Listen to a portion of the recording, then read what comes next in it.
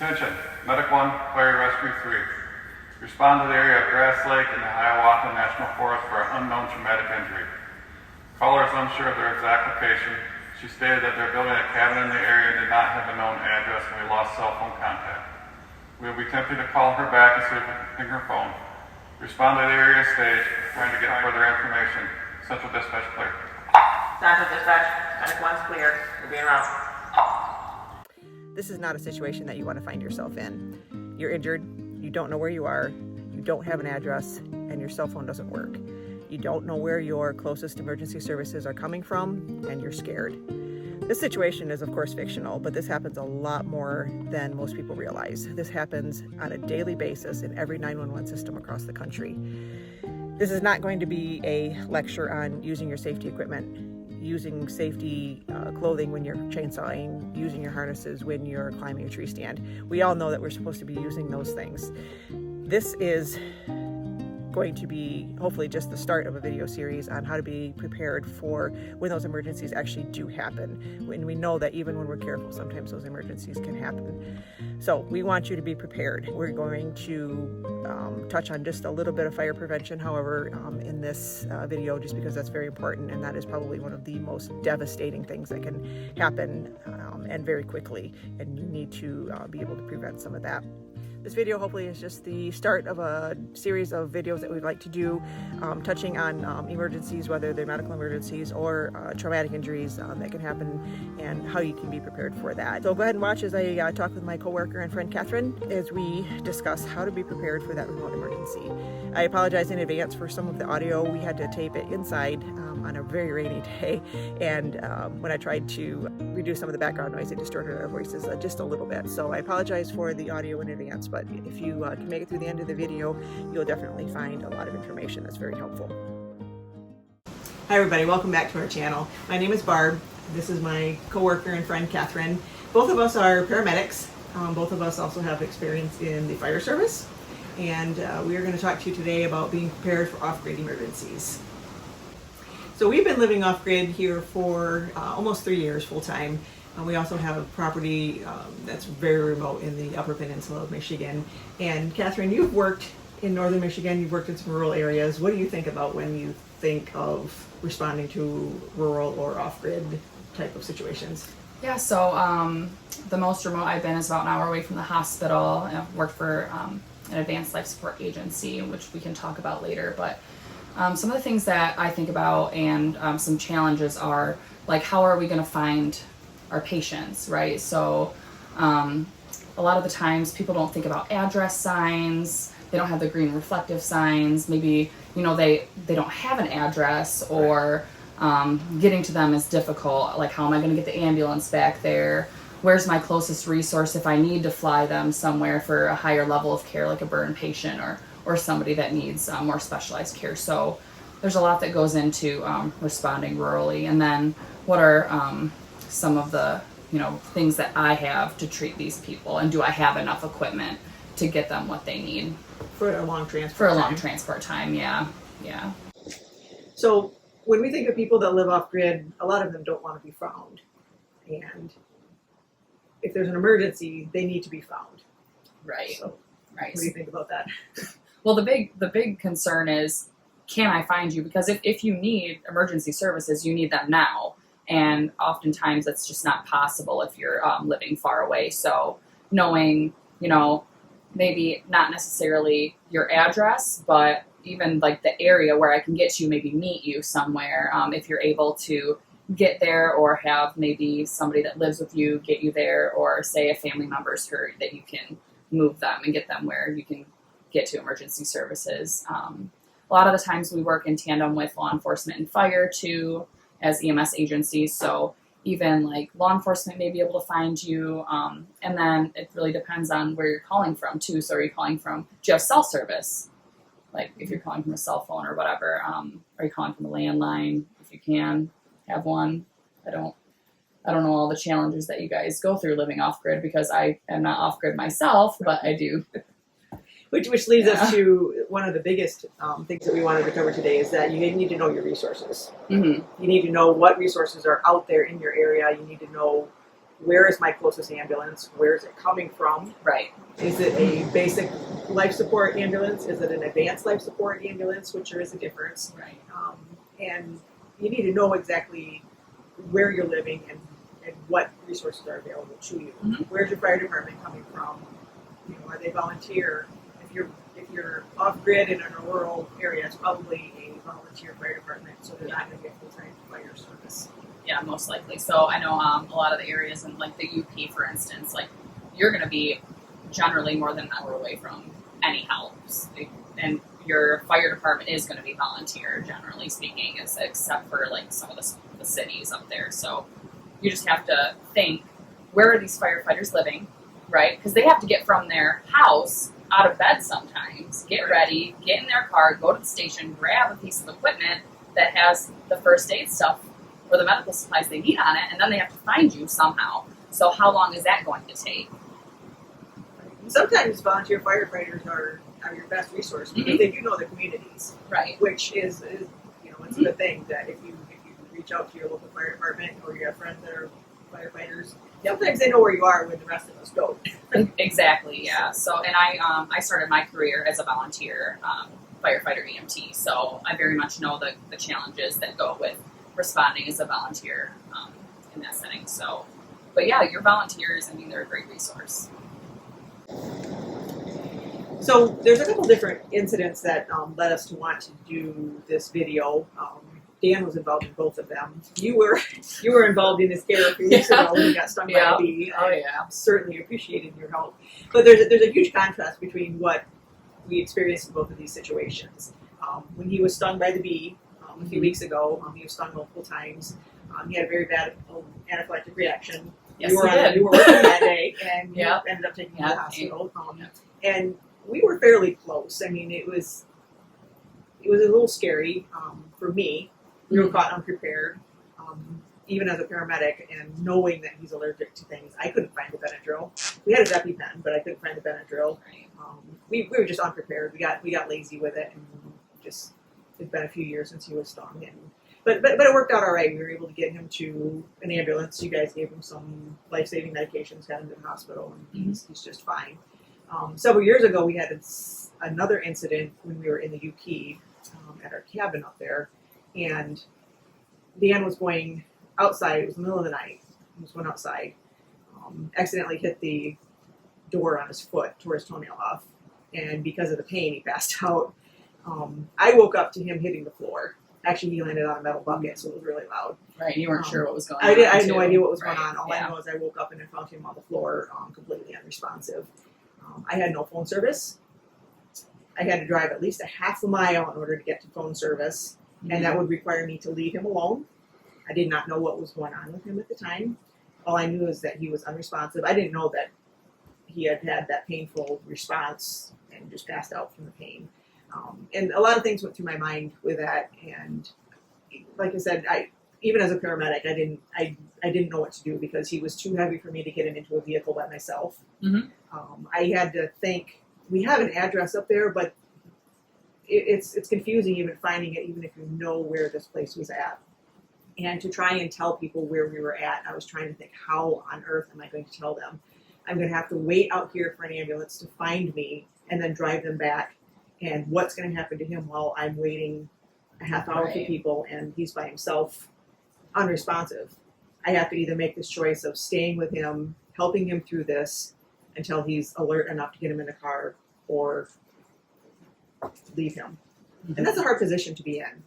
Yeah, I feel like, especially when you're used to, like, you are used to working as a paramedic in a team with a fully stocked ambulance. Correct. And then, so a paramedic, I feel like, is only as good as the equipment that they have available to Yes. them. So, like, if we don't have help to carry, you know, like, we're not going to, like, I'm not going to lift my 250-pound husband off the floor. It's just not feasible. Like, that's just not something you can do. So I feel like all you really can do is do your initial assessment, right? Make sure the area is safe first. Supportive So, because care, if you don't know what caused him to collapse, right, you got to figure that out too. So make sure that you're not going to become a victim also. And then it's checking him to make sure, is he breathing? Does he have a pulse? And from there, I mean, it's either if he's not breathing, it's start CPR, or if he is breathing and he looks halfway stable enough but he's still unconscious, you can just roll him in the recovery position and then go and get help. I mean, not a comfortable situation to be in, but maybe the best option at the time, Right. like the lesser of two evils, really, because it probably goes against all of our All of your instincts. all of our instincts, yeah, to stay to with your loved stay, because you want to stay with your loved one to help them, but are you really helping them if you're not getting them help that they're going to need? Correct. And that leads us to, I mean, if we're going to be living off-grid, if you want to be rural, you need to be comfortable with those decisions and, and talk to your family members and say, listen, I'm comfortable with what happens to me if this is the lifestyle I've chosen. I realize I'm a long way from medical care. Right. I realize you might not find me if something happens to me and I can't call for help. Mhm. Everybody's got to be able to live with those decisions, and you need to talk to everybody and be good with those with those choices. So Yeah, and if you guys, I mean, if you love living way away from people, I mean, that's just part of that lifestyle. Is you're not going to be close to anything, even your emergency services. So Right. it's something that people don't think about, because I know you and Dan and I were talking a little bit earlier. Is you don't think about it until you need it, and by the Correct. time that you need it, it's too late. Right. So you don't have a plan. So this is like, I think one of the purposes of this video is to talk about how important it is to have a plan in place so that you're not caught kind of like metaphorically with your pants down. right. And I was definitely caught unprepared. Yeah. And I should have known better. Both of us should have known better. But- and we still get lazy with the Benadryl. Well, you know, I mean, yeah. so we need to be thinking about this stuff more often. Yeah, So. absolutely. All right, so just briefly hitting from the fire side and like a little bit more prevention, like we're talking about. Make sure that, one, you have working smoke alarms in your home, carbon monoxide detectors as well, especially if you're using some kind of fuel source, and a fire extinguisher, because if you're by yourself and you have a small fire like on your stove or something, you're gonna need to put that out, right? So that just gives you a chance to put it out before it gets out of control. It's also not a bad idea to have a plan for if you have a fire, where you're going to meet, if it's winter, like how you're going to stay warm, things like that, where you're going to have additional shelter, and who you're going to call and how you're going to call them. And then also talking more about our medical side here, what are some things that we need for being prepared just in case we do have a medical emergency. Correct. That leads us to some of the basic stuff that we can have in our house, first aid kit stuff wise. Everything that we have here is purchasable by anybody on Amazon or any medical website. You can buy this stuff. We're not going to talk about anything that's not accessible to people. Right. I just use this little gray bag. It goes everywhere with us whenever we go in the car. It's just got some basic stuff in it. It's got some band-aids, it's got tape, it's got ibuprofen, Tylenol, that kind of stuff in it. I've got some stuff just wrapped down into this is just a plastic bag that some pillowcases came in, and it made a great little first aid kit for just throwing in a backpack. Oh, that's a good idea. There's band-aids in here, there's an ace wrap, some gauze, and some like antibiotic cream and that kind of stuff. And this is easily just thrown in a backpack, so if we're out, it's easy. And Do you have aspirin in there too? I don't have aspirin in there, but that would be a good thing to carry because when you have, If you have chest chest pain, pain. dispatchers are most likely going to direct you to take some aspirin. So that just stays in here. So we just got just basically general bandaging supplies that we carry in there. Just a bunch of different creams, some anti-itch cream, bug spray, and that kind of stuff. There's burn sheets. These are really good. You can buy these on Amazon. This is a 4x4, but you can get 8x8 burn sheets. They're like gel-filled gauze, and you can just lay them on your burn, and it can just. And it's for small burn areas. Yes, It's not for large burn areas, right? because But you don't it is want to gonna lose all that It is heat. going to provide So. some relief. Most of us don't have. If we have a refrigerator or a freezer, they're going to be small. We don't usually keep any ice in the house. We just don't use ice. So you can buy cold packs, hot packs. These are you just break the packet in the middle if you need some ice. For traumatic injuries, ice on an injury right away is going to keep that swelling down. And it helps with the pain too. It helps with so the pain. that's So nice. hot packs, cold packs are good to have. A simple splint. You can splint with a a pillow and duct tape if you need to. And I love a good pillow splint too. Yes, I mean, like that's we super helpful, we have these fancy splints, and we have a lot of stuff, and a lot of times we'll just go right back to using a pillow and. I feel like these are great for upper extremity injuries. And you can buy these are called Sam Splints. They're very flexible. You can gel or mold them into whatever type of shape you need. And they even fold down flat if you want to just be able to keep it into a first aid kit really flat. You can keep it in a roll. You can keep it flat because you're going to want to splint something that's in the position that it was found, because you don't want to be moving it around a lot, and you're going to be able to control pain a lot more by keeping that broken extremity still, and prevent further injury too. Correct. Which is nice because we don't want to make people hurt more than they're already hurting. Correct. So and if there's diabetics in your family, you can buy just these little sugar packets to keep these handy, because Again, don't need to be refrigerated too. Correct. Which They is don't need to be nice. refrigerated. Candy can sometimes get a little sticky or something, and these are a little bit nicer to keep. If you have somebody that's allergic to bees or foods, Dan. not anything. This is Dan's EpiPen. Poor Dan. We have several of these around now. So, and he did use it a few weeks ago. So you definitely need to have your EpiPens handy. And it makes a heck of a difference. It does. It made a big difference for him.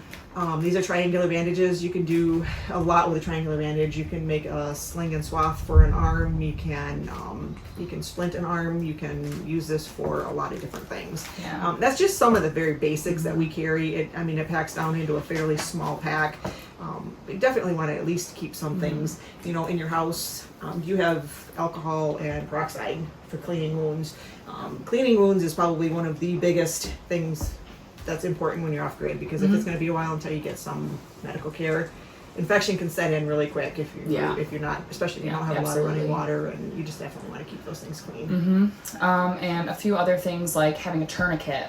Yes. Is a great tool to have. They're pretty cheap. I think they're like, you really want to get the field tested ones though. Correct. Don't get the off-brand ones because you don't know if they're going to fail or not, because the twisty thing, the part that's called a cravat, you don't need that breaking when you're trying to tighten it. So just keep that in mind. Or there are other resources where you can look up how to make one yourself if you don't want to buy one. Yeah, you can use a belt, anything really like at least an inch thick, just to not cut into the skin when you're applying that pressure to stop the bleeding. So having definitely a tourniquet, even two, would be fantastic, because now all we're doing for bleeding control is direct pressure and a tourniquet if the direct pressure doesn't work. So easy peasy. Correct.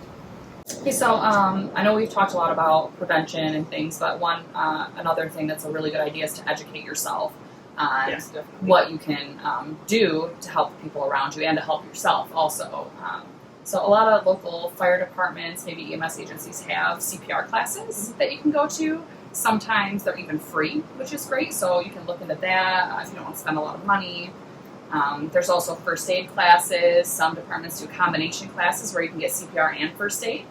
And there are also specialty wilderness first aid classes that you can take, which would be a really good idea if you're going to be far away from somebody, to make sure that you know the basics for how to do that care in that moment while you're waiting for someone to come get you. Correct. It's very important.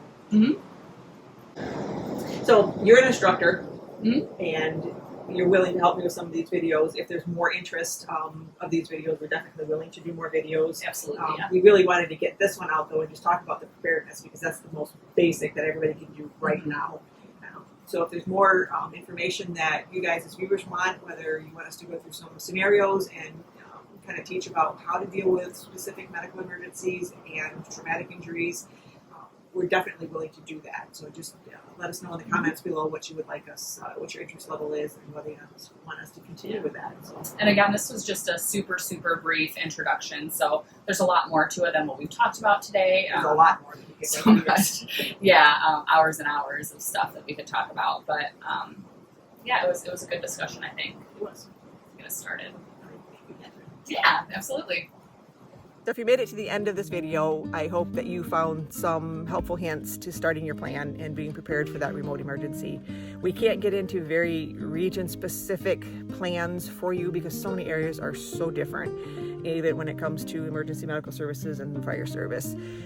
The experience that you're going to have in the very remote off-grid areas of the Upper Peninsula of Michigan are going to be totally different than somebody living very remotely off-grid in Oregon or Alaska.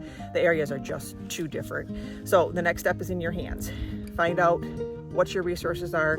Where is your ambulance coming from? Where are your local emergency services coming from? Your local fire department? This is your first assignment. So make your plan before you need it. And if you like this video, give us a thumbs up and let us know in the comments if you want us to continue this series, because we think it's really important and we can delve much deeper into a lot of different type of situations and just give you some education on how to deal with some more specific injuries and medical emergencies that you might encounter while you're waiting for your help to arrive.